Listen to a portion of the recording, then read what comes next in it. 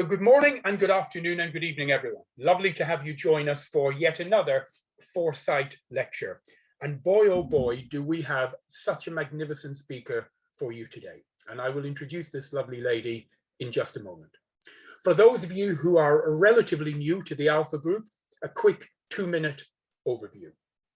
The Alpha Group is a peer-to-peer organization.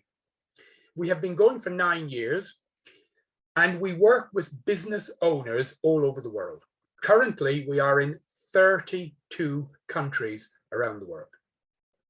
Everywhere we have an Alpha Group, we train a man or woman to become a local regional director.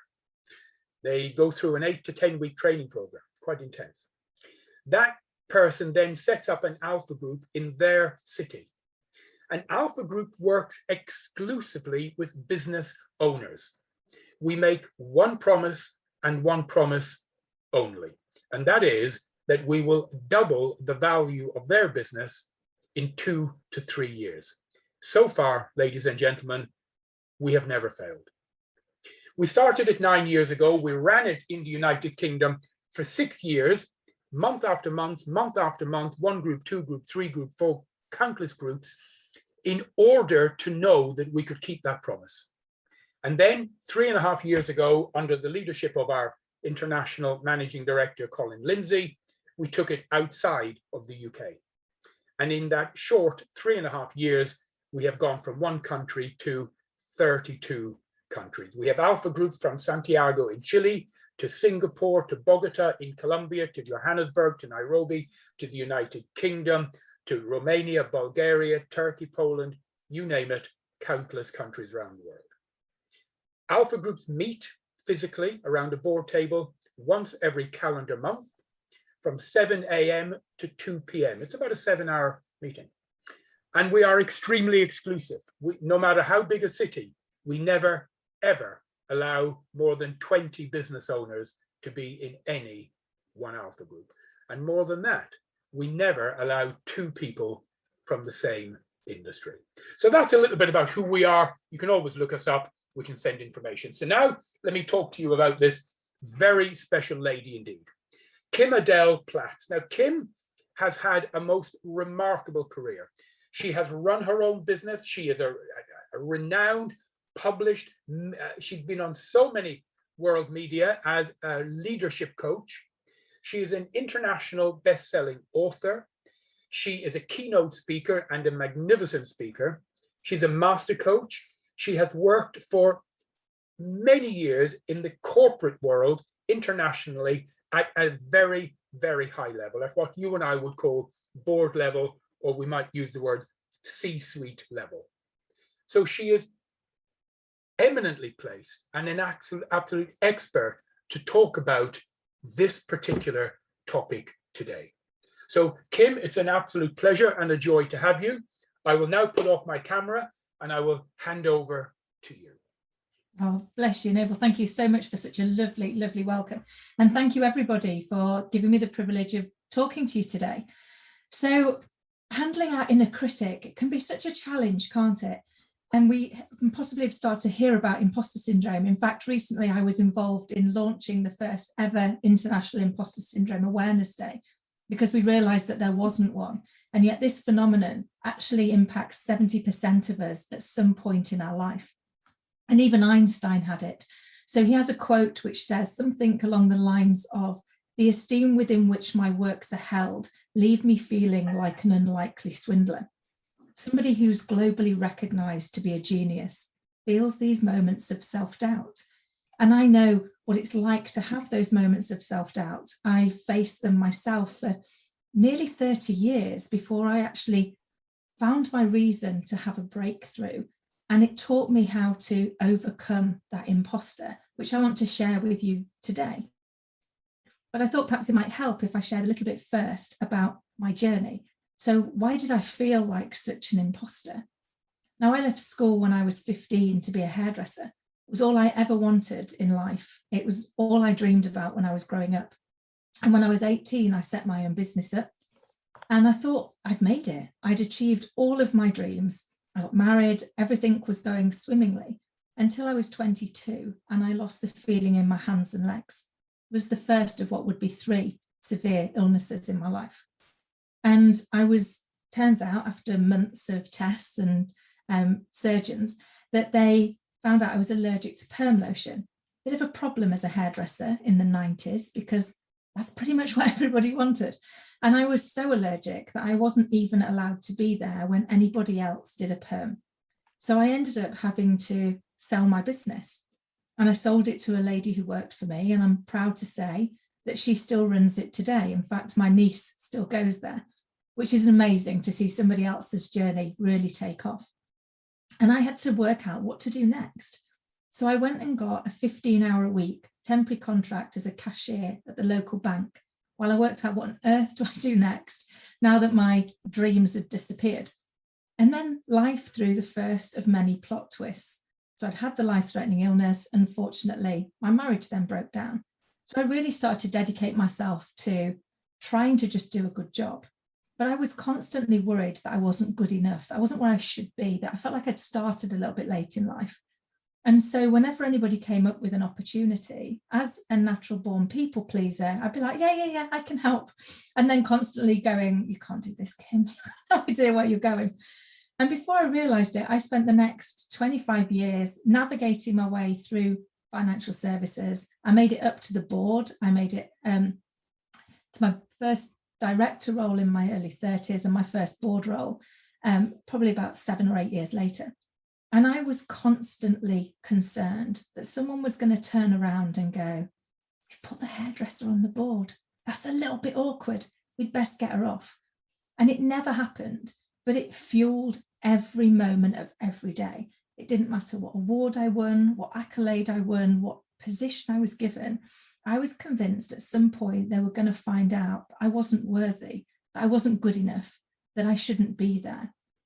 And I remember the first time that I was given a coach, and I was head of sales for the UK for a large accounting software company globally. I carried a £150 million personal target for my team. So it was relatively big role. And I was convinced that they were going to realise one day that they'd really messed up. They'd given it to the wrong person. And so they gave me this coach. And I remember him sitting down with me and saying, so Kim, tell me about what's going on. And I was like, well, I'm just hopeless. My job, I don't know how to do it. He went, that's really interesting. Do you have any facts? I was like, no. Well, no, not any real facts. I have this belief. I know that I'm not very good at what I do. And he said, okay, are there any facts that you could be wrong? I said, no, definitely not. And he said, okay, could I possibly give you some facts? And I was like, yeah, please do. Anything to help right about now, because I want to do well in my job. And he said, right, so you've got the most engaged team in the entire global organization. In fact, your engagement score is ahead of the 5-year plan. I was like, yeah, that's right, that's true. And he said, right, and you're in your 4th consecutive quarter of double-digit growth. Yeah, that's true too. He said, you won leader of the year. I was like, yeah. He said, based with these facts, do you still think you're hopeless? And I was like, yeah, I do. And it sounds ridiculous now when I share this story to people. It's like, how can you have all of those things that are going off and you still don't see your worth? But I was so disconnected with what I could bring that even when I won those awards, I thought they were trying to make a point to somebody else, or that maybe if they just really knew how hopeless I was, then they'd know that I didn't deserve those and they should get taken away. And this little voice followed me around for years. And it probably, as well as holding me back in a number of ways, it spurred me on. So concerned was I that I would be found out, that I would be found lacking, that it drove a lifelong thirst for learning. So I went on and I became a Lean 2 practitioner, a Prince 2 practitioner, now qualified to read people's facial expressions, micro expressions, and personology. I couldn't get enough of learning, and yet still I didn't feel enough. And I guess that's when I had my breakthrough. So it was about 4.5 years ago, and I'd not long had my little girl. I had her late in life, and I had another life-threatening illness. And this one, I wasn't certain I was coming back from. There was no guarantee I was going to survive. And I remember thinking I'd waited 43 years to have my little girl. And now maybe I wasn't going to get to see her grow up. So I went to write the letter that you want to give to your child, to share all of the love, all of the lessons, all of the wisdom, all of the things you wish somebody told you when you were growing up. And I didn't even know where to start that letter, because where do you start that letter? And so I remember I went up to her room and I opened the door and I looked in on her, and there she was, fast asleep, snoring away, teddy under her arm, dreaming about her day. And when I looked at her, in that moment, it hit me that the voice we talk to ourselves becomes the voice we teach our children to talk to themselves. It was like the world stopped. Or maybe it was just my heart. But I remember standing there in that moment and thinking, that's not the legacy that I want to leave for my little girl. I have spent years outwardly appearing to be a kind, caring, empathetic lady. And yet internally, the words I've used on myself, I would never use on another human being. I'd never be so cruel. I'd never have so much of a lack of compassion. And yet I had chosen to use those words on myself for years. And I remember in that minute making a promise that if I survived, if I could just make it through the surgery, then I would do whatever it took to understand why I did this to myself. And more importantly, how could I stop it so that it didn't become the legacy that I left my little girl? And so that kind of started my next 4-year journey into understanding, why is it we do this to ourselves? What is it that causes us to berate ourselves in such a manner that we would never do to somebody else? Why is it that we can't see the value that we bring to the world? And it started a really, for me, fascinating journey into understanding some of how this works. And one of the first things that I identified, and it's 3 steps that are going to help anybody that's suffering to hopefully overcome. The first one is that we have I am statements. And these I am statements are things that we create usually by the age of 7. We have enforced them by the age of 14. And by the age of 21, we've pretty much embedded them. And they are things that we've taken that have happened in our lives when we were still quite young and growing. And it's not what happened, but what we made it mean. Hopefully this will resonate, but I'm sure we will all have regaled somebody with a story from our past, only to have somebody else, a parent, a sibling, a family friend, who was there that recalls it in a different way. And that's not because anybody is lying, but because we filter things out based on what we think is important. And we don't respond to what's actually happening. We respond to what we're making it mean. So for me, my personal I am statements were, I'm not lovable, I'm always alone, and I'm not enough. So for the rest of my life, whenever anything didn't go quite right, I expected it not to. I kind of pulled it back and went, that's okay, that's because I'm not livable. I got divorced because I wasn't livable. I ended up on my own because I'm always alone. I didn't succeed in the areas I wanted to because I'm just not good enough. I'm just not worthy. And so these beliefs become a little bit like a table. And our subconscious brain it is actually our happiest little helper. It desperately tries to help us. But the problem with our subconscious brain is it doesn't understand the difference between helping and harming. So whatever you ask it, it thinks it's really important to you. So if you start off and say, I'm really not good at public speaking, it will run back into the library of your brain and it will find all of the examples where you've been really bad at public speaking. And every time it brings one of these back, that belief that you're not very good at this gets a new leg. And before long, you've got the most stable table that you're ever going to have. And that belief becomes pretty rooted. The beauty is, once you understand this, you can dismantle those beliefs. You can take away how stable that table is, and you can create a belief that serves you better. Because it's about understanding what happened and what you made it mean and how you can unpick that. But how our brains work is we first have to acknowledge it. So at the moment that we're telling ourselves we can't do something, we have to go, okay, I can't do it. Let my subconscious brain go back and find all the examples of where I got it wrong and bring them back to me. And then go, okay, so I can get this wrong. I know that, I have this belief. Are there any examples where I get it right, or where I've been okay, where I've done a public speech and it's been all right? People have asked me to come back and do more. The reason you have to ask yourself the question is when you ask it out loud, your subconscious brain will run back into the library of your brain and it will come back with all of the examples where you got it right. And they allow you to start to create legs on the table of a new belief that you can do this. So you can now look at it and go, I can get this wrong, but I can get this right.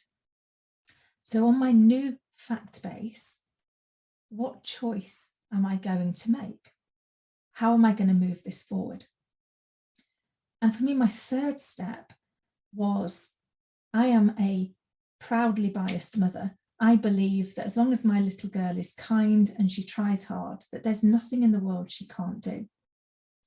And so if she were faced with an opportunity, I ask myself, if this were her, what advice would I give her? Well, my advice would be kind and try hard, sweetheart. What's the worst that can happen? And if that's the advice I would give her, it has to be the advice that I would take. And that kind of has really helped me to progress from where I was to where I am now. So when I was given my first opportunity to co-author a book, everything in my head was going, you can't do this, Kim. You've got nothing interesting to say. You can't possibly publish anything. Your writing skills are still relatively poor. I remembered vividly a teacher of mine telling me that my writing was okay, and at the point that I understood grammar, I'd be relatively good. And I'm ashamed to say I still don't understand grammar, because I was told that you put a comma in where you need to breathe. I don't need to breathe as often as everybody else. I can talk relatively fast for relatively long. So anybody else reading it is probably passing out by the time I've decided to give them some punctuation. And yet I realized that actually that's just a self-limiting belief. And that's when I got to the second thing that I learned how to do. So the first one was reframing, and I'll recap at the end. The second one was that I'd inadvertently made my opinion more worthy than anybody else's. Now, if any of you face your inner critic, you'll know how ridiculous that sounds. When you're in the throes of your inner critic, when you're there berating yourself that you're not good enough, that you're not worthy, that you shouldn't be here, you absolutely don't value your opinion. You don't think that you know better than anybody else. And yet every time somebody gives you a compliment, every time somebody gives you an award, every time you get an accomplishment, an award, an acknowledgement, and you dismiss it, you are inadvertently telling them that your opinion is better. And when I realized that, I was like, well, that's ridiculous, because I don't think my opinion's better. Most of the time, I don't think my opinion's very valid at all. And I looked at some of these people who'd given me opportunities, who'd given me a chance to go and do something, who'd given me my board role, or who'd invited me to go and work for them again, having worked with me in the past. And I thought about what it was that they'd done on my behalf. They believed in me.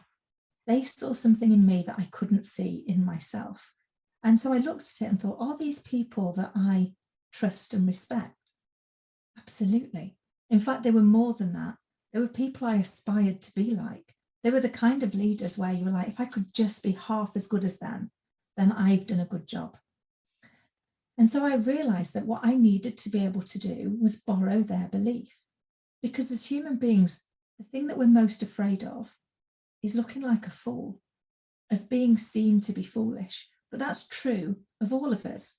So if you think of anybody that gives you an opportunity, anybody that asks you to do a role, to do a speech, to go and do an interview, whatever it is, trust that they don't want to look stupid. So they wouldn't ask you to do it if they didn't think that you could do it. And that's when I learned my second one, which is I could borrow their belief. So the next time that somebody gave me an opportunity, I would borrow their belief that actually I could do it. And then I would try really, really, really hard to make sure that I didn't let them down. But it taught me another skill in leadership, which as much as I could borrow somebody's belief, I could lend it. Perhaps one of the greatest gifts any of us has is our ability to loan somebody else our belief in them. But do it explicitly. Tell them why you believe in them. Ask them to trust you. And I've seen this happen and have amazing effects in some really challenging environments. I remember once in one organization, we were on the final day of our financial year. And we'd been going really, really well. So well that my boss had asked me to slow things down, which was great in July until we hit August. And August was an unmitigated disaster. It was so bad that we actually merged August and September and called it Augtember, and we hoped that we could recover. And it was really fraught. And my boss was like, if we don't hit this number, you do realize you're going to have no job. It's like, I'm aware of that. But I believe that we are doing the right thing and we will get there. And we got to the very last day of the financial year and we needed £250,000 of income on that day. And we'd never done more than 180,000 on a Friday. So to say it was a hill to climb was no mean feat. But I looked around that room and I was like, if anybody can do it, this is the team that can do it. And if there's any good karma in the world, we will achieve this goal because we've done the right thing. We've continued to focus on the customer. We've not altered our value set. We've not altered our purpose. We've stayed true to who we are and what we're here to serve. And I remember standing up at the start of the day and saying that to the people. It's like, I genuinely believe if there is a team in the world that can do this, you are the team that can do this. And if you don't believe, do me a favor, borrow my belief until you find your own, because I know we can do this. And we went on, and I probably did that shout out 4 or 5 times throughout the day. By lunchtime, I'd got the entire exec team sat there watching as well. It's like, great, no pressure. Thanks for that. But we had an amazing day. We didn't just hit the number, we annihilated the number. But for me, the most fascinating part of the day was the moment that you saw that the belief that they'd been borrowing was now theirs, that they actually believed it for themselves. They didn't need your belief anymore because they had their own. And the impact that that has, whether that's on a big team like that, or whether it's on an individual, where you can just be by their side, metaphorically, while they step into something and see their own growth, is probably one of the greatest gifts that you'll ever get, as much as it is that you'll ever give. And then the third thing that I realized through my studies was that we're all vulnerable about something. There's something that we hope that nobody will find out. I spent years desperate that people wouldn't find out I was just a hairdresser, that I only had an MVQ. I just shouldn't be here. And yet I now realize that rather than it being my vulnerability, it's my superpower. Because one of the things that they teach us as a young hairdresser is to listen, to really listen, to understand what's important to the other person. What is it that they're trying to achieve? What's their dream? And then to try and make that a reality, to have them leave being the best version of themselves. And that's when it taught me that as a human being, at our base level, we want to be listened to, we want to be understood, and we want to be respected. It doesn't mean to say we can't disagree, but we don't disrespect. And actually, when you can create that environment for people, when you can hold the space to listen to their story, they will feel respected, they'll feel listened to, they'll feel understood, even if you don't agree on the opinion at the end of it. You can have a healthy debate, you can have those conversations, you don't have to make it about agreeing. And that's because we live in a world of polarity. So for every up, there's a down. For every left, there's a right. So just because I have one view of the world, actually the exact opposite is also true. And what happens in conversations often is we're busy trying to make ourselves right. And actually, just because I'm right doesn't make you wrong. And just because you're right doesn't make me wrong. We're possibly viewing the same thing from a different point of view. And once we can seek to understand the other person's viewpoint, then actually we get a much better picture of what's happening, and we can usually find some common ground. So when I think about kind of what's this taught me overall as how you overcome your imposter, and also how do you lead other people when they're dealing with their inner critic, it really does come down to three things. The first is, how do we reframe our thinking? And reframing our thinking is a three-step process. So the first one is you have to acknowledge what your subconscious is telling you to start off with. So I am not good at this. And it brings back all of those examples. And you have to go, great, thank you for that. Are there any examples where I get this right? Because it will bring all of those examples back. And then you can look at it and say, I can get this right, but I can get this wrong, but I can get this right. And if whoever is the most important person in your world, for me, it's my little girl, but we all have somebody that, whether it's a best friend, a family member, a partner, a child, that we believe can do anything. So ask yourself, if this were them, what advice would you give them? And take the advice. Go and do it, because it's not the mistake that defines us, it's what we do with it. And if you think about Ford or Edison or any of the great inventors, they've all got a quote along the lines of saying, I didn't find the way to invent X or Y. I found 10,000 ways not to invent it. And that's because they realized you don't actually fail till you stop trying. Because every time we get up and we keep going, then we get closer to achieving our goal. So find that strength to say, I know I can get it wrong, but I also can get it right. And what advice would I give the person I care most about in the world? And take that advice. That's how we reframe, which is the first thing. The second one is belief. So recognizing that actually people lend us their belief all the time. And I'm going to pull it back to children. So for anybody who's ever seen a child walk, hopefully this resonates. If I said to all of you on the call today that tomorrow morning when you wake up, you're going to have to learn how to walk, talk, run, skip, you'd be overwhelmed. We would all be overwhelmed. And yet we've done it. At our most vulnerable, when we were the tiniest and we needed the most support, we learned to do something that today would overwhelm us.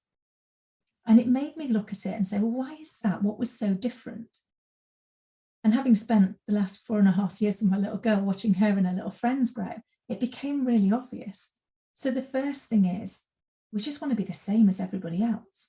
So everybody around us when we're children can walk and run and skip and jump. We want to do the same. So we want to fit in, because human beings want to fit in. The second is, we don't really know how to say no and mean it. We're too little, we're too dependent. So we can say no, but we don't have that strength of character.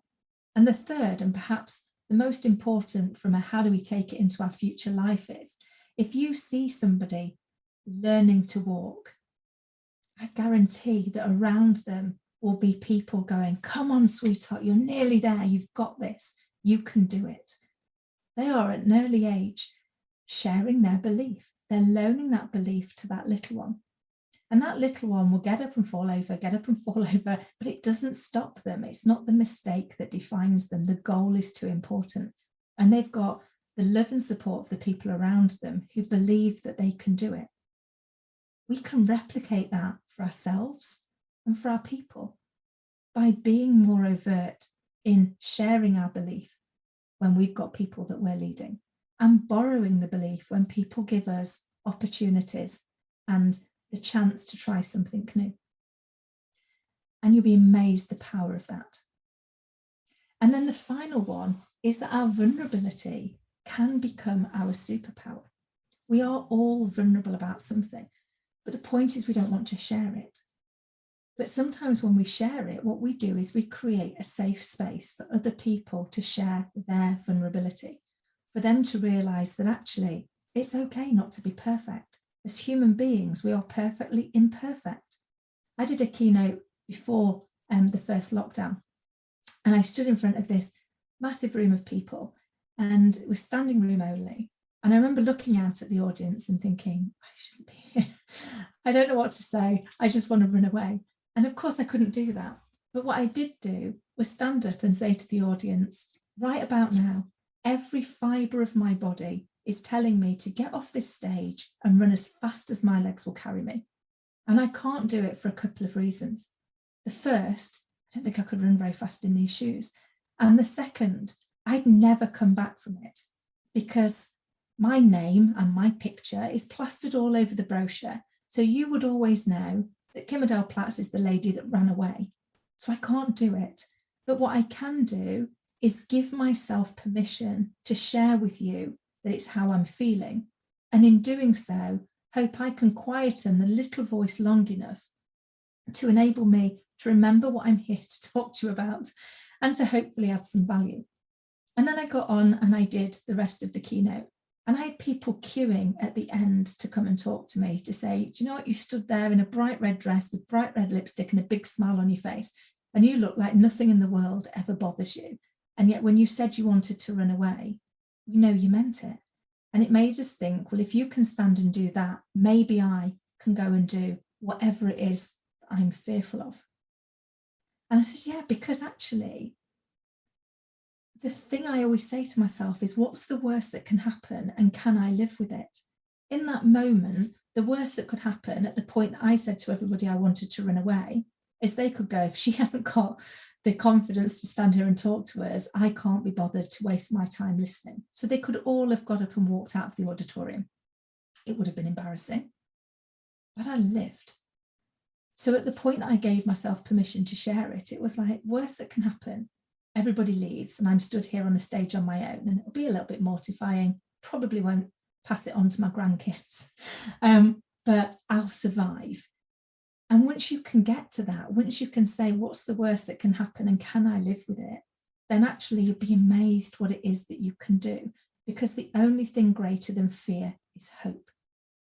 And as long as you can live with whatever the outcome is, then actually you've got hope that there is a chance that you're going to achieve this. And think back to all of the times you didn't think that you could do something and you surprised yourself. Carry that part into your future. Think about, what is the chance that I could achieve, that I could do something different, that I could learn this. And the other hint and tip that I would probably share is go and ask some people around you. So I did this personal brand thing many years ago, where you had to go and ask people that you knew, liked and respected, whether they were colleagues, whether they were family members, whether they were friends. Could you just tell me the one or two things that you see as my strengths, and the one or two things where I get in my own way? It's a fascinating exercise to do. I genuinely recommend you do it. But when I had mine come back, I got back almost unanimously brave and fearless. I don't really understand brave and fearless. I don't get it. So I had to go back to them and say, I'm really sorry, I don't understand that. You're going to have to tell me. Talk to me about brave and fearless. Well, I've lived in 36 houses since I left home at 21. And the feedback was, you will up sticks and you will move across country to places that you don't know for jobs that you don't think you can really achieve. And that's brave and fearless. And I was like, really? I thought it was flighty and a little bit stupid. So I thought about it and was like, imagine what my life would be like if I lived by their labels rather than living by my own. So if I lived by brave and fearless instead of living by flighty and stupid, what else might I be able to achieve? Where else might I get to go? And so I borrowed their words, I borrowed their labels, and it got me realizing that actually this is one of the challenges that we've got. We love a label. Think about right now, for many of us still in lockdown, we could say that we're safe at home, or we could say that we're stuck at home. It's only one word difference, but the impact that it will have on your psychology, on your psyche, on your personality, on how you show up, on how you feel is significant. And yet we do this to ourselves all of the time. We create a label that probably isn't serving us. Let's think back to that belief That belief is just a label. And we put these legs underneath it to make us feel secure. But if that label isn't serving us, we need to dismantle it and create a label that does. And it might sound easier said than done, but having spent, as I say, 30 years facing my imposter, I would never have come on here and dared to speak to you guys about what I've done to overcome mine. On the day that we launched International Imposter Syndrome Awareness Day, I'll be honest, my little inner imposter crept in, screaming at me, what gives you the right to go and launch this particular day? What gives you the right to think that you can talk about it? And then I realized what doesn't give me the right, because nobody else is talking about it, and yet lots of people are suffering. And the only way that we are going to overcome our inner critic is to realize that we're not alone, and that it's okay to talk about it. Because if you think 70% of us are impacted by it at some point, the majority of people that you speak to have felt it at some point. So you're not alone. But when you're in the throes of it, when it is battling you, you can't tell a soul because you don't want to be found out. And the minute I admit it, I'm going to be found out because I'm telling people.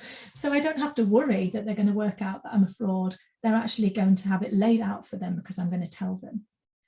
But what happens is you suddenly realize that people will share with you their belief, why they think that you do well at something, what it is that they admire about you, where you add value to them.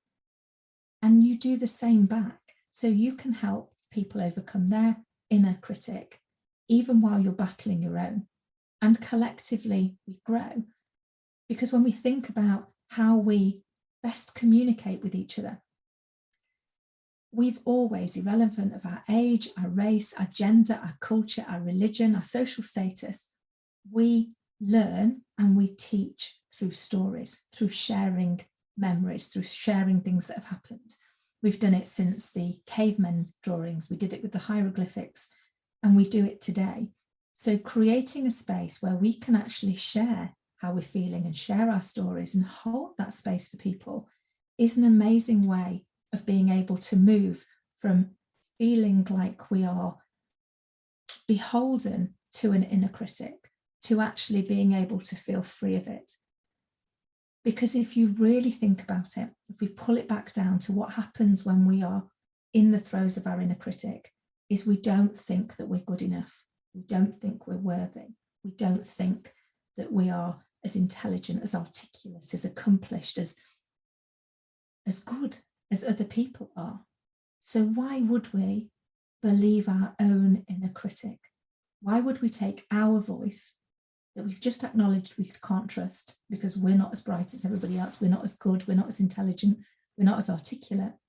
Why would we borrow that belief and make it true when we could instead go and borrow somebody else's belief?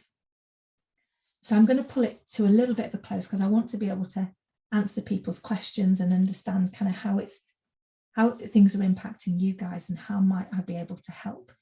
So if we pull it back, the three things I'd like you to take away from this is the first, you can reframe your thinking. So turn your subconscious brain into a genuinely happy helper. Remember, it doesn't understand the difference between helping and harming. So whatever you ask it, ask the opposite. And then think for yourself, if this were, insert the most important person, what advice would I give them? And go and take that advice. Be amazed where it'll take you. The second one is when faced with an opportunity or a challenge, look at who it is that's given it to you. Recognize that they don't want to be foolish either. They're not going to give it to you if they think you're going to fail, because they will look foolish. If they have assumed that you are capable and you're not, they're going to look silly. So the fact they're asking you to do it means they believe in you. They trust that you can do this. So borrow that belief. Or overtly ask them, why is it you think that I can do this? What specifically is it that you think that I'm going to bring to the party? Get as much information as you can, because we have spent a long time creating these beliefs that don't do us any good. And therefore, it's through this process of repetition that we can rebuild our beliefs to be ones that serve us better. And then our final one is the fact that we're all vulnerable about something. There's a something that we wish nobody could find out. But when you have the confidence to share that, and sometimes it's not really that confident. I mean, I wasn't feeling the most confident when I told people I wanted to run away. But what I did look at was maybe in getting it out there means I can have the conversation with the people in the room rather than the person in my head. And that might actually allow me to move forward. So share some of it, because we are all perfectly imperfect. And I spent years desperately trying to be everybody's cup of tea. And I'm a British person. We could argue about how we take our tea as much as we could argue about politics or religion. I was never going to achieve being everybody's cup of tea. And then I found a quote, which I love, which is, I would rather be somebody's shot of whiskey than everybody's cup of tea. And it just allowed me to be able to go, it's okay to make the odd mistake, as long as I don't do it intentionally, as long as I don't set out to do harm. And as long as I acknowledge if I get it wrong and I apologize and I learn from it, then that's how we grow. Because what I've learned in the last 46 years, and I've had to navigate a few plot twists along the way. I've had 3 life-threatening illnesses. I've had 3 divorces, a stalker and a miscarriage. Life's thrown the odd challenge at me. But what I realize is we grow through our pain only when we go through it. Only when we look at it and say, what is it, the lesson that you're trying to teach me, and how can I now take that into my future and give back, to do good, to hopefully help just one person to not go through what I did and to get the help that they need, is worth sharing your story, no matter how embarrassing your story might be. I certainly know mine can be fairly embarrassing at times, but I think if we can get it out there, it can really help. And so I'm hoping that for anybody that is facing their inner critic, that is feeling unworthy of what's going to be happening, that they might get found out, that they might be challenged, that today's chat has helped, and that you've got some actionable things that you can start to put into your everyday that will help you realize that actually that voice in your head isn't correct, and you can change it, because we are the only person that is with us every moment of our lives is us. And we need to learn how to stop being our own worst enemy and instead become our own best friend. And that could be really hard. I found it really hard. I spent for years thinking that actually I needed to ensure that I was always kind to everybody else, even if that meant I was being unkind to myself. And it's not true, because we can't pour from an empty cup. So unless we can be kind to ourselves, we can't be there for other people. And that for me was a massive, massive eye-opener. Made me realize that I needed to do something to change. Doesn't mean that other people's happiness is not still massively, massively important to me. It is. But I also now recognize that I need to demonstrate some kindness to myself, both for me and to ensure that I'm leaving a good legacy for my little girl. And I guess that pulls me into the final thing that I'd like to say before I open it up for questions and to understand how things are going for people today, is a quote that I wrote for my little girl. And I wrote it for her at the point that I wasn't certain I'd make it through, but I believe it to be true of everybody in the world. And that is to be kind, to stay curious, to dream big, and to believe, because you're proof that miracles happen, because we're all proof that miracles happen to somebody. I hope that's been helpful. And what I'd like to do, because I'm conscious that people have lots that they're going on with right now, is to open it up and say, what are people facing right now and how might I be able to help you? Wonderful. Thank you so much. That was fantastic. I've been sitting here writing and making notes. And I've got I wrote a couple of things in red. I've got different color pen. And one was, it's okay not to be okay. Yeah.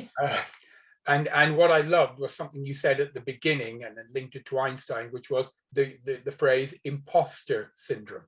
Yes. I thought that was absolutely wonderful. So let me look now at the feedback. And while I'm doing this, everyone, if you have a question, please type it in the chat box and we will get to it. So please, that's where you put your feedback, your thoughts, how you felt about this, and your questions. So from Emma, wow, it's okay to be imperfect. Well done. Another one, wow, what a superb, fluent, interesting, and informative speaker Kimadele is. Thank you so much, Alpha, for this webinar. From Duncan. Thank you, Duncan. Oh, bless you. Thank you. And then from Bongile, thank you, Alpha Group. This is amazing. I always thought it was just me, and I am loving that borrow what people believe about you until I believe. So well done. Thank you, Kimadele. Reframing to something empowering is indeed a powerful tool. And then lovely speaker, lovely presence, very articulate, very important content. Thank you for your session, Kimadele. And then from Dave. Now, David's written, he says, thank you. Also, this is a definite question. How do you start again when it feels like so much time has gone by and you have failed so much? Great question. And trust me, there have been moments, I know in one of my most, perhaps my most melodramatic moments when I was facing surgery, my marriage had just broken down, I'd just lost my job, and it felt I was very broken and I didn't even know how to breathe, which clearly I know how to breathe, was just very melodramatic at that point, but that's how it felt, that's how broken it was. And then I realized that actually I just needed to keep going. And I found something that was more important than me. Now, I was very fortunate at the time. My little girl was just under 1. And I realized that she didn't ask to be born. So I couldn't break down. I couldn't fall over because she needed me to be there. And so I just kept going. But that reminds me of a Chinese proverb, which is the best time to plant a tree was 20 years ago. And the next best time to plant a tree is right now. So it doesn't matter what we've done before today. It doesn't matter if actually we should have done it 20 years ago, 10 years ago, 2 years ago, even last week. It's around saying actually right now is the best next time to take that step. Because every time we get up, we learn something new. And I think it was Muhammad Ali that said, it doesn't matter how hard you get knocked down, it matters that you get back up. And it reminds me of, and I'm going to forget the Japanese word for it, I think it's Ichagi, where in Japanese culture, they actually mend things that get broken with gold because they believe that the item becomes more beautiful as a result of its breakage, not in spite of its breakage. And I love that as an image, which is if we think about all the things that broke us and what they taught us. I've learned in life that everything is either a lesson, a blessing, or both. It might not feel like it at the time. And trust me, there's been moments in my life, it really didn't feel like it. And I had to dig very deep to work out either what the blessing was or what the lesson was. But what I now look back at is everything taught me something about me, something about what I needed to change. When people are projecting things, they're often projecting how they feel about themselves. And I've learned that people don't hurt us on purpose. Our reality, we become collateral damage. They weren't even thinking about us. They were dealing with their own pain. And so we've got to be able to look at things that are coming our way and say, what is this teaching me? What am I here to learn that I could do differently? What is it from all the times that I failed? Don't see them as a failure, but see them as the sketches. When we think about all the great artists, all the great inventors, all the people that have achieved amazing things that we marvel at today, I guarantee they didn't get there on the first sketch. They had to cross things out. They got things wrong. They did things and they went horrendously wrong. They were, they made huge mistakes, but what they had was the courage of their conviction to keep going, to say, do you know what, the goal's too important and I'm willing to fall again. Think about yourself back when you were that little child learning to walk. I guarantee you did not get up one day and just get out your cot and tootle off without falling on your backside at least a few hundred times, or without scraping your knees or banging your head. But the goal was more important than the number of times that you failed. And that reminds me of sorry, I should own up, I love a good quote. I'm known as a quote girl. But it reminds me of a quote, which is, obstacles are the things that we see when we take our eye off the goal. When we just keep focusing on the goal, you'll be amazed what we can come up with. And if you look at just about every big athlete, I know Babe Ruth said this, so did Michael Jordan, that actually the amount of shots that they missed, the amount of times that they were asked to take the winning thing for the goal for their team and they let them down, but they were still asked time and time again, because people didn't remember when they got it wrong. People remembered when they got it right. And that's because we're not here to learn how to do things until we get them right. We're here to learn how to do things until we cannot get them wrong. And that means that we will stumble along the way, we will fall. But one of the other things that I would really recommend, and sorry, I should have said this before, so forgive me, is find yourself your Thrive Hive. So your 4 or 5 people that you know and trust have always got your back, that believe in you, that actually you can go to when you've got those moments where you're like, I just don't know how to do this, I'm not quite sure where to go, that they are going to be really honest and lend you their belief, or tell you that they're there by your side, or remind you of the times when you got it right, you did it for them, you did something else, because that's going to be what gives you the strength to keep going. And the other thing I'd say is get yourself a Big Me Up book. So I'm borrowing a phrase from a friend, but this is a book, and please do all start one now, where every day you think about all the times when you thought you couldn't do something and it turned out you could, or anybody that you've touched. And by that, I mean somebody who said, thank you, I really appreciate that, or you've made my day, or I really needed to hear that today. Write them all down. Write down what were your learns for the day. And your learn doesn't have to be something that went wrong. It can be something that you were concerned you couldn't do that actually turned out a lot better than you thought. Because when we start to build these, in those moments of doubt, and we will always have them, you never fully overcome that inner critic, because you never know when you're going to come up against a brand new situation that leaves you uncertain of what's going. But you can look back at your Big Me Up book and go, do you know what? I've faced uncertainty before.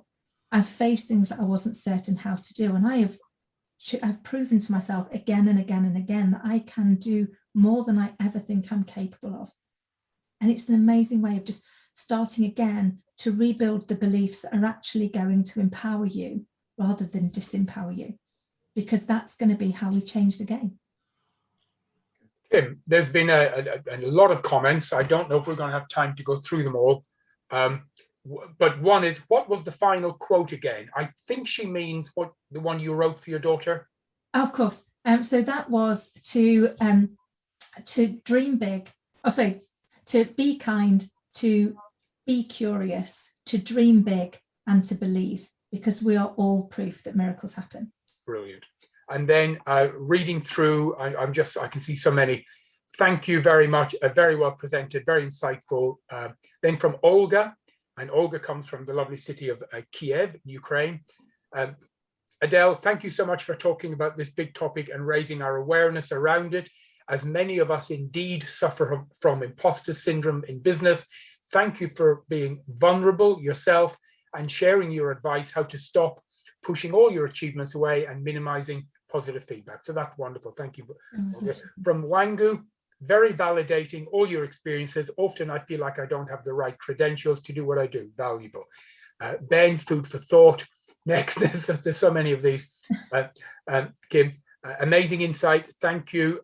From Colette, from Dorset, obviously a subtropical paradise there. From Peter, question. What are your thoughts on recognizing and guarding against the trap of overconfidence? Oh, it's a great question, actually, and probably I should have thought of this. So I believe that we operate within what I call the confidence spectrum. So on the one hand, you've got the imposter syndrome, where you can't see how good you are. You can't acknowledge any of the things that you've done well. But if you were to pull it all the way back to the other side, it's actually a phenomenon called the Dunning-Kruger effect, which is where your belief in yourself is greater than your achievements. And when you're suffering from the imposter, you're terrified that you might appear to have Dunning-Kruger. And actually, we fall somewhere in between. But I think for me, what I would say is always seek external validation. Ask people's opinion, people that you trust, people that you know are going to be honest with you and have got your best interests. And it's about when we go and ask for feedback. Now, that can be really challenging for people. You go and ask for feedback, and that's really harsh, isn't it? You go, I'm going to tell you something that you don't do so well. You might not take it particularly well. But I always say to people, I know that I've got blind spots, and I've got blind spots for a reason. I can't see them. So even if I do something that is really obvious to the rest of you, I promise you, I don't know what I'm doing. So please do tell me, because I want to be the best that I can be. So I want to understand. But the other thing to recognize is, as human beings, we respond to our intention, not our impact. So I believe that nobody intends to get things wrong, or very few people intend to get things wrong. So they don't get up and go, I wonder how to be really bad at my job, or I wonder how to really irritate my boss, or I wonder how to really frustrate whoever. So whilst that might be their impact, it isn't their intention. So whenever I give people feedback, I start with what I think they were trying to achieve. So I think what you're trying to do is X. Am I correct in thinking this is your goal? Yeah, brilliant. An amazing goal. That's exactly what I want you to do. What I need to talk to you about is, whilst that's what you're trying to do, this is kind of what happened. So what I now want to do is help you align what you were trying to do with what actually you do, so that we can collectively help you achieve your goal. I've gone from being somebody who's criticizing them to somebody who's being their ally, because I've let them know I don't think they're stupid. I don't think they were trying to get it wrong. I don't think that they were trying to make a mistake. And therefore, we don't have to have that. Possibly all will have recognized it. We have that 5-minute debate where they tell you what they were trying to do. No, I get what you were trying to do, but that's not actually what happened. And actually what you want to do instead is create that safe space. And I would say, I'm sorry, and I'm very conscious, sorry, I do overrun. There is an amazing book that I would recommend to people, which is called Crucial Conversations. And it talks about the fact that in our life, we have moments where a conversation becomes crucial. And by that, what I mean is there's some emotion in it, whether that's in work, whether it's at home, whether it's in life in general. And that's because one or both parties feels fear. That's fear of being sold to, fear of being made to look stupid, fear of being hurt, fear of something. And so we end up responding with either violence or silence. So either we get very aggressive, very assertive, very loud, or we walk away from the situation, we bury our head and we hope it goes away. Neither works, because it leaves us in a space where we're still fearful for the next conversation. But actually, if you frame things, there is no conversation you can't have.